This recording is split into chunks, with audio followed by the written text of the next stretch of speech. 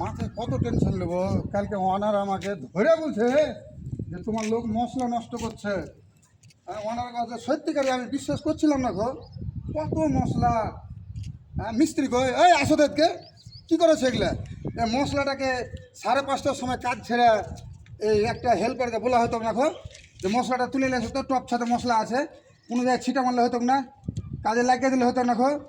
তোমরা এত বড় বড় ভালো মিস্ত্রি যদি এই কাজ করো তাহলে কম মিস্ত্রি কী করবে? আমাকে ওনার ধরে বলছো অপমান হয়ে না আমি। বলো তো কী করেছে? তোমার 6টা বাজে গেছিলো, তোমার টাইম ওভার হয়ে গেছিলো। তোমার 6টা অবধি কাজ করবো, না হলে করাইলে করাও, না হলে হিসাব দাও, বাড়ি চলে যাবো, কাজই করবো না। এ কোনো কথা হলো নাকি? এ কোন কথাবার্তা বলো তো? বলে আমি মশলার কথা বলতে পারবো না, সিমেন্টের কথা বলতে পারবো না, এবার কাজ ছেড়ে চলে এসেছো। এদিকে আসো, মশলা সব তুলে ফেলতে হবে। এতগুলি মশলা কেউ নষ্ট করে পরের টাকা তোমার গুণা হবে না, পাপ হবে না খো।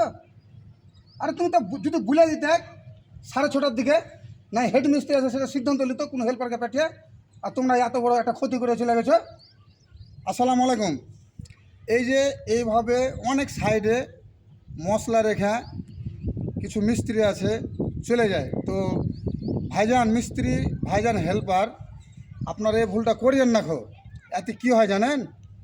পেমেন্টের সময়তে ওনারেরা ওই যে দেখালে একদিন কি দুদিন, তখন আপনি 5 বছর কাজ করেছেন, এক কথা করে মশলা যদি নষ্ট হয় তাহলে কত হয়?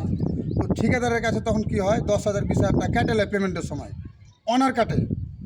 তো ভাইজান আমার এই ভুলটা আপনারা করিয়েন না খো, করতে হয় না খো, ঠিকাদারের খুব বড় সমস্যা হয়। তো ভালো থাকবেন, এই সব গালা নষ্ট করবেন না খো। আসসালামু আলাইকুম।